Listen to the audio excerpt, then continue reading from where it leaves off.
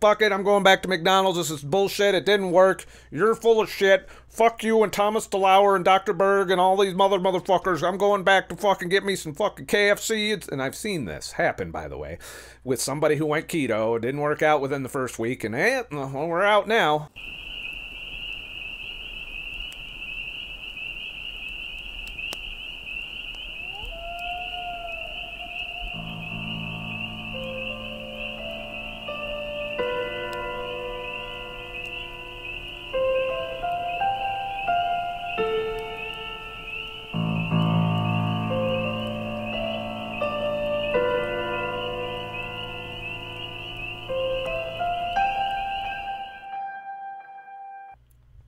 So, this surprised me, and let's see if I can remember who sent this to me. Well, this was sent to me in my email today. I don't remember by who, I'm sorry. Why OMAD might backfire on you, weight gain with fasting. And it's by our good friend, Thomas Delauer. So let's give a quick listen to yet another assault on fasting by somebody who, in my opinion, who was viewed as a fasting expert, mind you. But I dug into this a little bit. I have a response to this. I want to make sure that we're there. I mean, what we don't need one of our own, essentially, a fasting keto advocate, fucking with this. I mean, it's really... I mean, when you read that clickbait title, you would think, okay, he must just be clickbait. He's gonna say OMAD's the way to go. Well, let's internal battle with some of the intermittent fasting world and some of the 1 meal a day world. Now, I'm not saying that 1 meal a day is bad, or I'm not saying that intermittent fasting is bad. Heck, I fast. Heck, I do 1 meal a day sometimes. But I've always felt that there is a little bit of a problem with trying to consolidate all of your calories into one sitting. Now, here's the thing with 1 meal a day. If you're ignoring your body to do that, as in you're not feeling full and satiated after that meal, and you're ignoring hunger levels, you might be at risk of not taking in enough calories, in which case you may suffer with energy. You know, your energy will drop, your metabolism will drop, because you're not feeding your physical activity. So he's right partially here. How it becomes difficult with OMAD to get enough calories in. But I believe I got around this. As in, I have 1 meal a day with a little fucking asterisk on the end of it. And that asterisk is the fat that I'm taking in with my coffee. Have a fat source in the morning. Make a bulletproof coffee if you're not into a lot of coffee, and that's 300 calories in 1 cup. Or do the heavy cream thing like I do, but you drink a lot more coffee. You'll get a lot of fat that way. You're not going to spike your insulin with that. You won't be hungry till dinner time, naturally. And you're not going to be in a caloric deficit for the day, because you're filling in that little gap. Now, I can tell you, when I sit down and I eat a 1 pound ribeye, that's probably around 1,100 calories.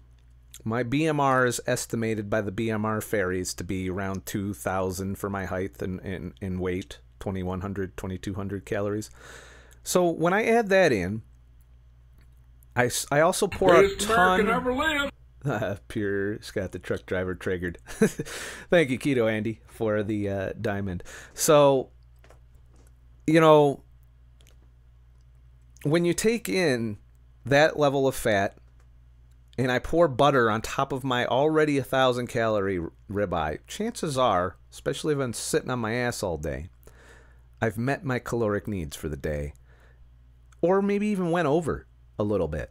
Because when my day consists of sitting in this fucking chair, then that probably means I don't need that many calories to get by. I'm just sitting here burning my BMR, whatever it is, because I don't know. I don't know if my metabolism's ramped. I don't know if it's low. All I know is I'm sitting here, I'm not burning a lot of energy other than my brain doing its brain shit, my heart doing important heart shit, you know, all of these things that are going on that are burning energy, digestion, all of that. You know, there's no calculator that's going to tell you this. So you just got to listen to your body. Your body knows. If you got a slight hunger pang, probably means you could eat some. Have a snack. On keto. It might be I got all this weight to... The thing is if you don't do this, your metabolism will drop. And it's got nothing to do with the bullshit he's about to talk in this video either. This is just normal management of your metabolism. Once you get this right, if you're sensitive to your hormones, if you have an excess amount of body fat, your brain's going to be like, look, we got all this fucking leptin. Leptin levels are fucking through the roof right now, and you are going to lose weight. Naturally, without even fucking thinking about it. That's what nobody gets on this. When your brain's working right, and it works right on keto, and it works right on carnivore too, on a high-fat, low-carb, any high-fat, low-carb diet, you're pretty much, your brain's working properly, hormonally. You gotta listen to it, though. We do have the distinct power of not doing what the fuck our brain wants us to do. Imagine that. So, if you listen to that, and you have excess fat above your set point, you're going to lose that. And then you're going to hit your set point. And that's going to be the point where you're going to be like, fuck, motherfucking, this diet's bullshit. And you'll do one of two things. You'll double down and try and be more aggressive, in which case you're just shooting yourself in the foot because you're probably going to end up with a low metabolism. Then you'll regain the weight, and then you'll go into this yo-yo shit. Or you'll be like, fuck it, I'm going back to McDonald's. This is bullshit. It didn't work. You're full of shit. Fuck you and Thomas Delauer and Dr. Berg and all these motherfuckers. I'm going back to fucking get me some fucking KFC. And I've seen this happen, by the way, with somebody who went keto. It didn't work out within the first week. And well, we're out now. You know, those are the two possibilities. Which one are you going to do? That's the question. Eating too much at one sitting. So what's interesting is there's now a study published in the journal Cell that found that there is a serious link between overeating at one sitting. I'm getting the feeling that the journal Cell isn't putting out serious science based on what I saw from this. And we're going to go through the study a little bit. I'm not going to get too in depth. And the overall effect on slowing down our metabolism. Okay, so this study took a look at something that is known as an RNR-dependent protein kinase. Okay, we're going to call it PKR because that's the acronym for or inflammation. Short, okay? So it's a specific protein that is involved in our immune system. Now, this is exciting stuff. It shows that... It's exciting in that it's showing me just how little... Now, would you? Just how little... Thanks, Badass Gyro. It's showing me just how little he really digs into this shit. You know, I'm wondering if he's just got somebody that does this shit and says, hey, you need to say this. Is that overeating? Has he got a teleprompter or what? One sitting, literally. I'm sorry, I'm talking shit about Thomas Delauer. So if you're watching this, Thomas, you need to work on your science a little bit. Because if I can figure this shit out, I'm just a little dickhead truck driver who happens to have, you know, a channel that talks about anecdotal bullshit all the time instead of focusing on the science shit. You know, I'm just saying, if I can figure this shit out, and you claim to be the science motherfucker, you know, we got the evangelical fasting motherfucker like Cole. You know, we've got the all vegans are pieces of shit. You know, like, you know, snake diet or not snake diet. Spherage. You know, we got all these other fuckers out here that have their own little section. And you're supposed to be the science and take your shirt off and go to the gym, pound the fuckmaster guy. That's your niche. But you might need to drop the science. Can shut down our metabolism.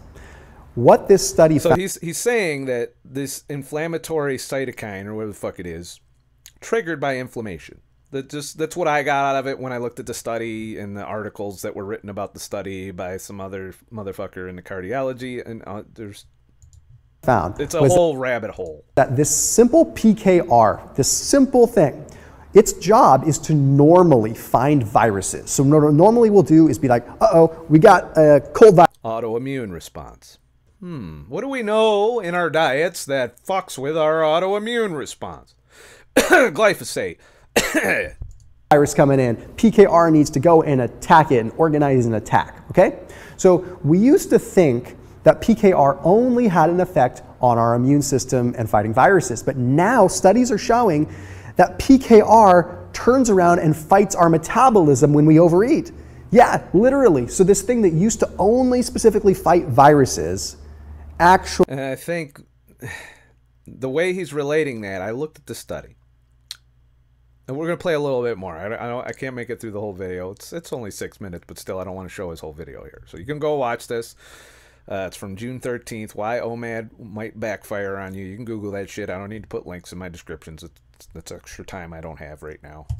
Actually turns on us and fights our metabolism if we eat too much. So basically, when we eat a normal size meal, PKR is silent. So he's saying you're going to overeat during your OMAD, and it's going to fire up this PKR, which I looked into. It's a immune response to inflammation.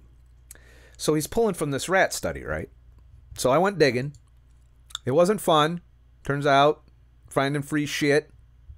So this is the first thing I came across. A double-stranded RNA-dependent protein kinase link packaging sensing with stress and metabolic homeostasis. The abstract says, as chronic inflammation is a hallmark of obesity. Well, I should probably zoom this in. I've realized you don't have 4K here. All right, there we go. Pathways that integrate nutrient and pathogen sensing pathways are of great interest in understanding the mechanisms of insulin-resistant type 2 diabetes and other chronic pathologies. First of all, I think they're digging the wrong hole here on those. I mean, if you look at the advances that we've made in nutrition in type 2 diabetes, it's pretty clear that there's other factors involved other than 1 meal a day fasting, or fasting in general. Here we provide evidence that double-stranded RNA, blah, blah, blah, blah, can respond to nutrient signals as well as ecto-ER stress and coordinate the activity of other critical inflammatory kinases such as JNK. Now, JNK I'm familiar with as part of the fructose and alcohol pathways. You don't want a lot of this going on in your liver, but it regulates insulin action. Imagine that. So if you drink a lot and your JNK enzyme or whatever the fuck it is up, guess what? You're causing fatty liver and shit. And insulin resistance, hepatic insulin resistance, which leads to diabetes. PKR also directly targets and modifies insulin receptor substrate. So, blah, blah, blah, blah, blah. Science, science, science. The overall thing is this is an inflammatory response. So I was like, well, what the fuck are they feeding the rats? That's the first thing that popped into my head. Why it didn't pop in the Mr. Take your shirt off every time I look at the fucking camera, I don't know. But the first thing I thought of is, what the fuck are these rats eating? We got a response, an autoimmune response, that is supposedly affecting metabolism. I looked through the study. And I had to do like first thing I had to jump through this fucking article on, which is a discussion of it. And then I think I found the full text of it at one point. No, that was the full text. Never mind. But so I dug down. And I hope I didn't lose my spot because I thought I highlighted it. Motherfucker. Of course I fucked that up. But turns out, without me digging, you can find this. The NLC, actually just Google, if you want to find the full study, Google double-stranded RNA, this right here, Google that. And you can read the whole study if you're so inclined. But I wanted to find out the methodology. Before I dealt with any of this other bullshit, and it's extensive, and the results, I want to know what they fed the rats. You know what they fed the rats? A high-fat diet. Now, that's not a ketogenic diet. That is a diet with a macronutrient composition of 60% calories from fat and the rest from carbohydrates and protein. What do you think they're feeding those rats? I'll give you a hint. It's not keto. They're not getting into ketosis on the high-fat version of their diet. You know what the high-fat version of the diet is designed to emulate? The standard American diet, which combines fat and carbs in processed food at alarmingly disturbing levels, which cause this inflammation, which causes these little thingies that come and attack shit to come and attack shit. It also causes all these hormonal problems that cause your metabolism to slow down. So overeating on OMAD is really only going to fuck, and this is the takeaway, it's only going to fuck you up if that meal is a standard American diet meal because it's going to cause inflammation. And that little fucker isn't the thing that's causing your metabolic drop. I don't know where he's getting that from. But that metabolic drop is happening as a result of the composition of the foods they were feeding the rats. They were feeding the rats essentially a standard American high-fat, high-carb diet. And they got sick. And their metabolism shifted down and stayed down. Why? Because the hormonal problem, they're straight up not hearing from their bodies that they're getting enough energy. Therefore, their metabolism drops. Therefore, he's talking out of his ass. That was the question that was asked to me by Dog Fathers. He's the one that emailed me on that one. So, yeah, and he sent me this link. So thank you, Dog Fathers, for... I just couldn't think of your name for a little while there. Does what it's supposed to do. It hangs around and waits for a real threat, right? It waits for a virus. But when we overeat and we bombard ourselves with... And look what she's overeating there. Yeah, there's no inflammation there at all. It's cool. And this isn't going to block your leptin, which we just got done discussing. I am disappointed in Thomas Delauer for this video. Bunch of nutrients. It shows me that he might not know the shit he says. You know, he might have some intern doing all of this. I'm starting to wonder. But OMAD's fine. If you're keto, you're eating whole foods, your food environment isn't a pile of shit. But it's only fine if you're not neglecting, you know, your signals. As in, if you're under eating because you can only eat so much on a ketogenic diet in a 1 meal period, then your metabolism might drop. It's got nothing to do with the autoimmune response. That is a separate issue caused by a separate data point that was ignored by this study. Plain and simple. So Delauer needs to go back to Scienceville and start tearing in and not taking these at face value. I did not take this at face value. I was like, okay, where's the study? So I started digging and got to it. So they fed the rats a shitty diet, caused inflammation, also caused metabolic drop.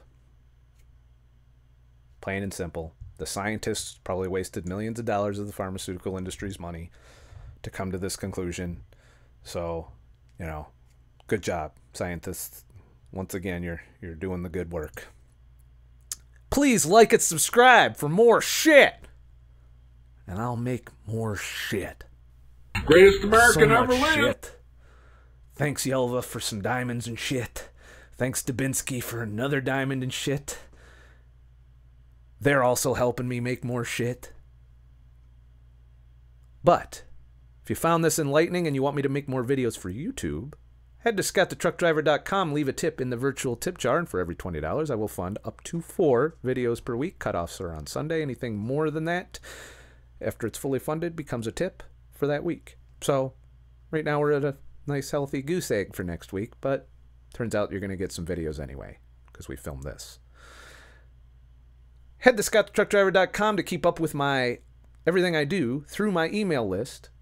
It's completely free, plus you get access, supposedly, if somebody's having problems downloading them, but to a whole bunch of audio podcasts that I previously recorded that were previously for sale behind a paywall. Now they're there for free. All you got to do is sign up for my email list, and you get access to all of those, and I'm going to have to go and make sure they're all working properly now. Hopefully they are. So there's that.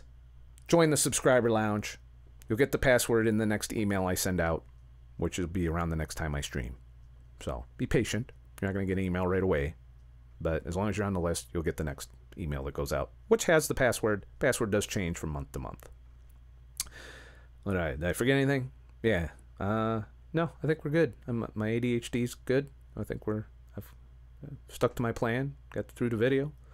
So and for those of you in D-Live, stick around. I'm going to open the chest and do a little bit more chatting and shit. But then I'm going to log off pretty soon. It's almost 3 hours now. Have a nice... Thank you for the motherfucking ice cream. Somehow I'll get through this. Have a nice motherfucking day and shit.